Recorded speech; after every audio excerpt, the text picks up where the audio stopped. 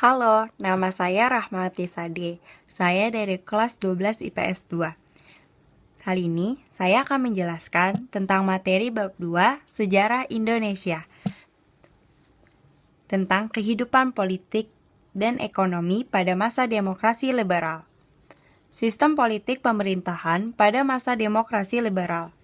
Demokrasi liberal adalah sistem pemerintahan yang menempatkan presiden sebagai kepala negara dan Perdana Menteri sebagai kepala pemerintahan dan pimpinan kabinet. Masa demokrasi liberal di Indonesia berlangsung pada tahun 1950 sampai 1959 dengan sistem pemerintahan parlementer. Dengan ciri-cirinya sebagai berikut. Kedudukan badan legislatif lebih tinggi daripada badan eksekutif. Kepala pemerintahan dipimpin oleh seorang Perdana Menteri. Perdana Menteri dan Menteri-Menteri dalam kabinet diangkat dan diberhentikan oleh parlemen. Dalam demokrasi parlementer, presiden menjabat sebagai kepala negara. Demokrasi liberal sering disebut sebagai demokrasi parlementer. Kontrol terhadap negara, alokasi sumber daya alam, dan manusia dapat terkontrol. Kekuasaan eksekutif dibatasi secara konstitusional. Kekuasaan eksekutif dibatasi oleh peraturan perundangan. Kelompok minoritas, agama etnis boleh berjuang untuk memperjuangkan dirinya. Kontrol negara, alokasi sumber daya, dan sifat manusia dapat dikendalikan. Kekuasaan eksekutif secara konstitusional terbatas. Kekuasaan eksekutif dibatasi oleh hukum. Minoritas agama, etnis, mungkin berjuang untuk dirinya. Sejarah singkat Indonesia pada masa demokrasi liberal. Kesepakatan antara Indonesia dan Belanda dalam Konferensi Meja Bundar tanggal 6 sampai dengan 15 Desember 1949, salah satunya adalah membentuk Republik Indonesia Serikat atau yang biasa kita singkat dengan RIS dengan panduan Undang-Undang Dasar Sementara atau UUDS 1950. RIS terdiri atas 16 negara bagian, dengan luas wilayah dan penduduk yang berbeda-beda.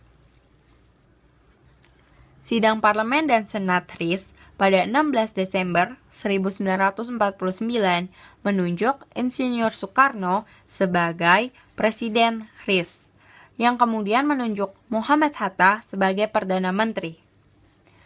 17 Agustus 1950, RIS kembali menjadi Republik Indonesia dengan dalam tanda kurung negara kesatuan.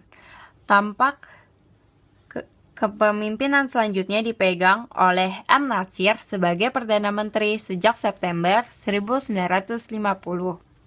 Demokrasi liberal berjalan terpincang-pincang dengan adanya 7 kabinet dalam 9 tahun. Gerakan separatisme di banyak tempat dan kekacauan ekonomi nasional. Ketidakstabilan berkepanjangan ini nantinya dihentikan oleh presiden dan diganti dengan pemerintahan otoritarian. Kelebihan dan kekurangan demokrasi liberal. Kekurangan demokrasi liberal adalah hampir semua masyarakat di negara tersebut mempunyai sifat individualis. Warga negaranya terbagi menjadi beberapa klasifikasi golongan. Konflik antar ras dan agama semakin besar. Dan kelebihannya adalah demokrasi liberal, negara sangat menjunjung tinggi kebebasan dan hak-hak individu. Ekonomi masyarakatnya semakin berkembang karena menganut paham pasar bebas. Resiko penyalahgunaan oknum di pemerintahan semakin kecil karena semua sistem berasal dari rakyat. 7 kabinet selama masa demokrasi liberal. Yang pertama adalah Kabinet Natsir, 6 September 1950 sampai 21 Maret 1951. Yang kedua, Kabinet Sukiman, 27 April 1951 sampai 3 April 1952. Ketiga, Kabinet Wilopo, 3 April 1952 sampai 3 Juni 1953. Keempat, Kabinet Ali Sastro-Midjojo 1.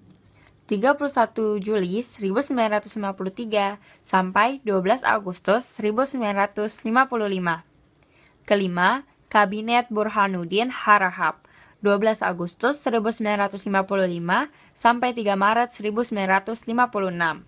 Keenam, Kabinet Ali Sastromijojo II, 20 Maret 1956 sampai 4 Maret 1957.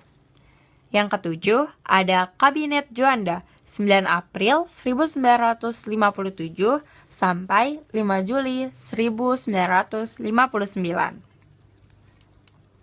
Kehidupan perekonomian pada masa demokrasi liberal. Belanda akhirnya mengakui kedaulatan Indonesia pada 27 Desember 1949. Namun, pengakuan itu didasarkan pada syarat Indonesia harus membayar utang kepada Belanda seperti hasil konferensi meja bundar. Utang tersebut sebesar 1,5 triliun utang luar negeri dan 2,4 triliun utang dalam negeri. Defisit yang harus ditanggung pemerintah saat itu sebesar 5,1 miliar. Indonesia saat itu hanya mengandalkan ekspor pertanian dan perkebunan. Jika permintaan ekspor itu turun, maka perekonomian akan melemah secara signifikan. Upaya menggerakkan sektor lain terhambat keterbatasan dana dan sumber daya manusia. Pertumbuhan penduduk melejit, namun tak ada tenaga ahli untuk membangkitkan industri. Kendala lainnya yakni Indonesia harus menghadapi pemberontakan di daerah-daerah. Kebutuhan keamanan tentu harus menambah biaya. Belum lagi kabinet yang kerap berganti, menyebabkan program ekonomi tak berjalan optimal. Kebijakan yang dikeluarkan pemerintah pun tak bisa menyelamatkan perekonomian.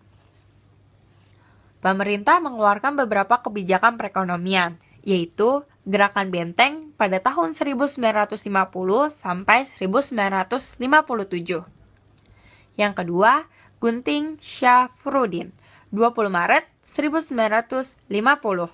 Yang ketiga, nasionalisasi The Java Trust Bank. Yang keempat, pembentukan Biro Perancang Negara. Kelima adalah sistem ekonomi Alibaba. Sekian dari saya, terima kasih.